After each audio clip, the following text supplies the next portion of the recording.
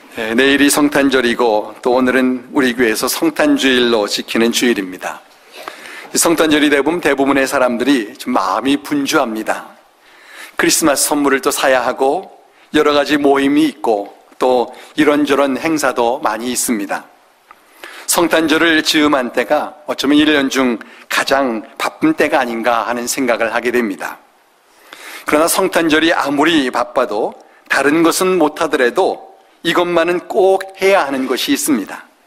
그것은 탄생하신 예수님을 경배하는 것입니다.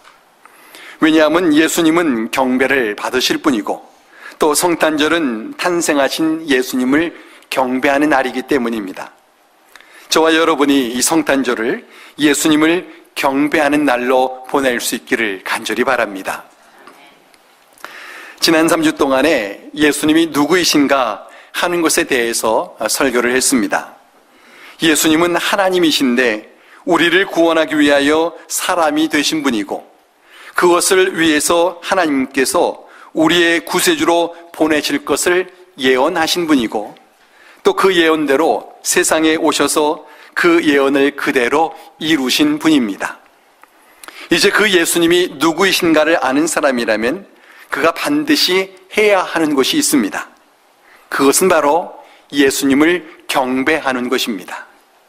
오늘 본문의 내용이 예수님은 경배받으실 분인 것을 증거하고 있습니다. 예수님은 유대의 헤롯 왕 때에 탄생하셨습니다. 헤롯은 주전 37년에 즉위한 유대 왕의 이름인데 그 첫 번째 헤롯을 대헤롯이라고 부릅니다. 그 후로 그의 아들들이 왕위를 이어받아 헤롯 왕과를 이루었고 헤롯은 유대 왕의 호칭이 되었습니다. 처음 헤롯 왕이 된 대헤롯은 에서의 후손인 이둠의 사람입니다. 유대인이 아닙니다. 그가 용병으로 로마 제국의 전쟁에 참가했다가 공을 세워서 로마 황제의 눈에 띄었고 당시 로마의 식민지였던 유대의 왕이 되기 위해서 로마 황제에게 청탁을 해서 유대의 왕이 된 사람입니다. 그래서 그는 유대인들에게 환영을 받지 못했고 언젠가 유대 백성들이 원하는 왕이 나타나게 된다면 자신의 자리를 빼앗길지도 모른다는 불안감 속에서 살아야 했습니다. 그런데 어느 날 그가 유대인의 왕이 태어났다 하는 소식을 듣게 된 것입니다. 동방에서 박사들이 와서 그에게 유대인의 왕으로 나신 이가 어디 계시냐고 물었습니다. 이들은 자신들이 별을 보고서 유대인의 왕이 나신 것을 알았고 그 왕을 경배하러 왔노라고 했습니다. 당시 유대의 왕인 헤롯은 이들의 말을 듣고는 긴장하고 또 불안할 수밖에 없었을 것입니다. 여기 경배하다라고 하는 헬라어 단어가 포로스퀘네오라고 하는 단어인데 영어로는 worship이라고 번역되는 단어입니다. 오늘 본문에 경배하다라는 단어가 2절과 8절과 11절에 각각 3번 나오게 되는데 모두 같은 단어입니다. 영어의 worship이라는 단어의 그 어원은 worship, 가치 있는 분께 그 가치에 맞는 것을 드리다라는 의미의 단어입니다. 그래서 이 단어는 주로 하나님을 예배하다라는 단어로 사용이 됩니다. 동방의 박사들이 경배하러 왔다는 것은 나신 왕이 그만큼 대단한 분이라는 것을 시사합니다. 사람은 절대자 앞에 서게 되면은 그를 경배하고 또 예배하게 됩니다. 누가복음 5장에 보면은 예수님께서 시몬 베드로를 제자로 부르실 때의 장면이 기록되어 있습니다. 어부인 베드로가 밤새도록 그물을 던졌지만 물고기를 한 마리도 잡지 못하고 그물을 씻고 있었습니다. 그때 예수님께서 오셔서 베드로에게 깊은 데로 가서 그물을 던지라 하셨습니다. 베드로가 그 말씀대로 했더니 지난밤에 한 마리도 잡히지 않았던 이 물고기가 그물이 찢어질 정도로 많이 잡혔습니다. 그러자 베드로가 예수님에게서 어떤 신적 권위를 느끼고 예수님 무릎 앞에 엎드려 주여 나를 떠나소서 나는 죄인으로소이다 라고 했습니다. 베드로가 예수님의 신적 권위 앞에서 자신의 부족함을 느끼고 예수님을 경배하게 된 것입니다. 이처럼 사람은 절대자 앞에 서게 되면 그 절대자를 경배하게 됩니다. 이것이 사람의 자연스러운 모습입니다. 동방의 박사들이 별을 보고 경배하러 왔다는 것은 저들이 별을 보고서 어떤 신적 권위를 느꼈다는 것이고 그 별의 주인이 절대자이심을 알았다라는 것입니다. 그래서 저들이 자신의 나라의 왕도 아닌데 그 먼 길을 별을 보고 경배하러 온 것입니다. 이같이 이들이 별을 보고 와서 유대인의 왕으로 나신 이를 경배하겠다라고 하자 헤롯 왕과 온 예루살렘 사람들이 소동했습니다. 헤롯과 온 예루살렘이 소동했다는 것은 박사들이 말하는 유대인의 왕이 구약에 예언된 그리스도를 말하는 것임을 저들이 알았다는 겁니다. 그래서 박사들이 유대인의 왕으로 나신 이가 어디 계시냐? 우리가 동방에서 그의 별을 보고 그에게 경배하러 왔다라고 하자 헤롯은 모든 대제사장들과 백성의 서기관들을 모아서 그리스도가 어디서 나겠느냐라고 물었습니다. 헤롯은 동방 박사들이 말하는 유대인의 왕이 그리스도를 말하는 것임을 알았던 것입니다. 그것은 대제사장과 서기관들도 마찬가지입니다. 저들도 헤롯의 질문을 듣고는 미가서의 예언을 인용해 이스라엘을 다스릴 자가 베들레헴에서 나온다고 예언되었노라고 말을 해주었습니다. 이처럼 저들은 모두 그리스도에 대하여 말하고 있습니다. 동방의 박사들은 유대인의 왕이 그리스도이신 것을 모르고 말하고 있고 헤롯과 대제사장들과 서기관들은 동방의 박사들이 말하는 유대인의 왕이 그리스도이신 것을 알고 말하고 있습니다. 그래서 헤롯은 박사들을 불러서 별이 나타난 때를 언제인지 자세히 물었습니다.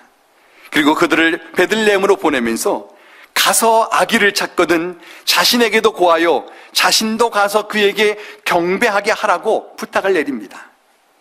이 말은 헤롯이 그리스도를 죽이려는 속셈을 가지고 하는 말이지만 헤롯 그 자신도 그리스도는 자신이 경배해야 할 뿐이다라는 것을 그가 잘 알고 있었던 것입니다.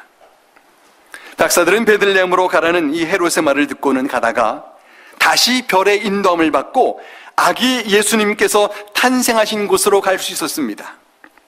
별이 그들을 인도했다는 것은 하늘의 별들조차도 예수님이 경배를 받으실 분이라는 것을 증거하고 있다는 이야기입니다. 이처럼 예수님은 경배를 받으실 분이고 그것을 하늘과 온 땅이 드러내고 있습니다. 별의 인도를 받은 박사들은 예수님이 나신 집을 찾았고 그 집에 들어가서 아기가 그의 어머니와 함께 있는 것을 보고 엎드려 경배하고 보배압을 열어서 황금과 유향과 모략을 예물로 드렸습니다. 누가복음에 보면은 아기가 있는 곳이 마구간이라고 했고 또 누운 곳은 말구유라고 했습니다. 예수님은 왕으로 오셨지만 예루살렘에 있는 궁전에서 나지 않으시고 아름답게 꾸며진 방에서 나지도 않으셨고 화려한 요람에 눕지도 않으셨습니다. 오히려 베들레헴이라는 작은 시골 동네에 또 초라한 마구간에서 냄새나는 말구유에 누우셨습니다. 그러나 박사들에게는 그런 것에 개의치를 않고 그 예수님께 황금과 유향과 몰약, 왕들에게나 바치는 그 예물로 엎드려 경배했습니다. 저들은 예수님이 경배를 받으실 분이라는 것을 너무나 잘 알고 있기 때문에 그들의 상황과 어디 계시는가는 전혀 문제가 되지 않았던 것입니다. 바로 이것이 참된 예배입니다. 분위기 때문에 드리는 경배가 아니라 그분이 누구이신가 하는 것으로 인해서 드리는 경배가 참된 경배입니다. 그래서 우리가 지난 3주 동안 예수님이 누구이신가 알기 위해서 말씀을 보았습니다. 그분이 누구인지를 알고 그분이 우리의 경배를 받으실 분을 알고 드리는 경배가 참된 경배이기 때문입니다. 예수님이 경배를 받으실 분이라는 것은 박사들이 돌아가는 길에도 나타났습니다. 박사들은 꿈에 헤로데게로 돌아가지 말라는 하나님의 지시를 받아서 다른 길로 고국에 돌아갔습니다.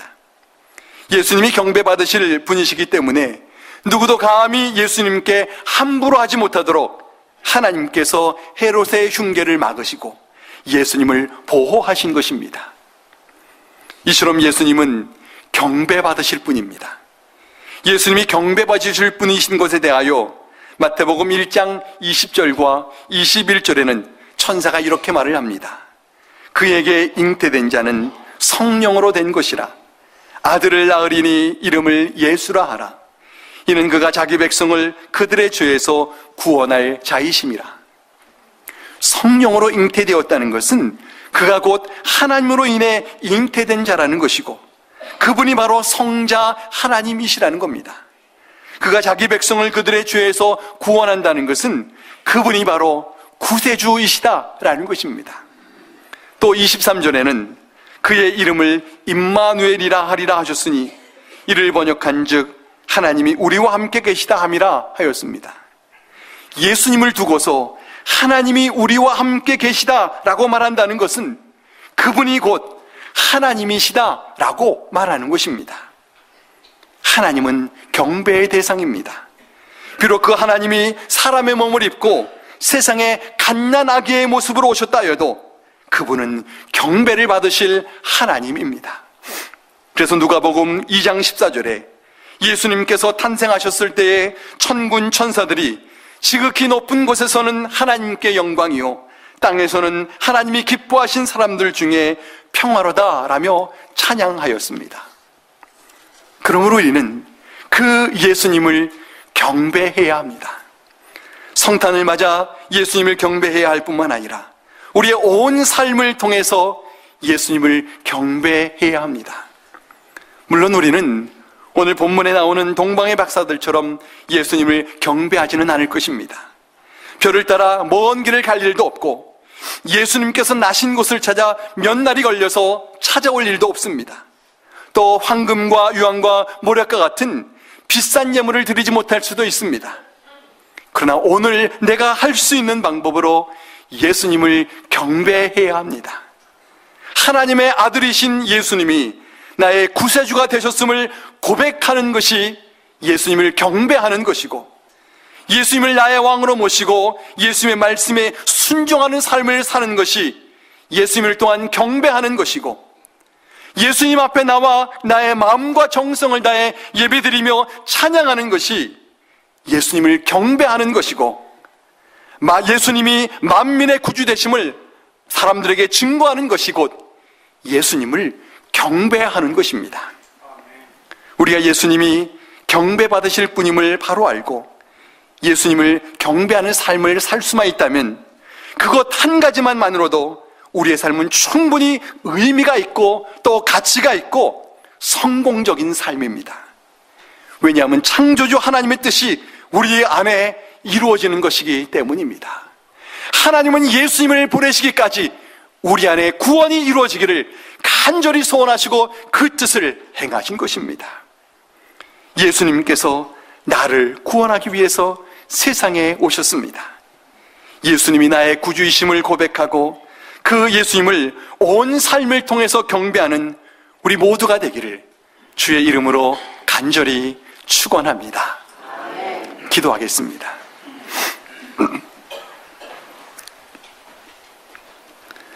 살아계신 하나님, 우리에게 성탄의 기쁨을 맞게 하시니 감사합니다.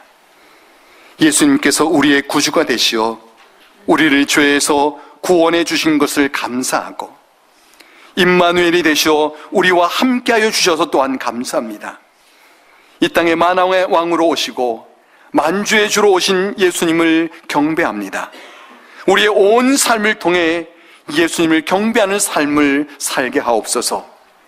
특별히 이 시간 찬양대의 찬양을 통해 탄생하신 예수님을 경배하오니 우리의 찬양과 경배를 받으시옵소서. 그리고 우리가 오늘뿐만 아니라 우리의 온 평생을 예수님을 경배하며 살게 하옵소서. 예수님의 이름으로 간절히 기도하옵나이다. 아멘.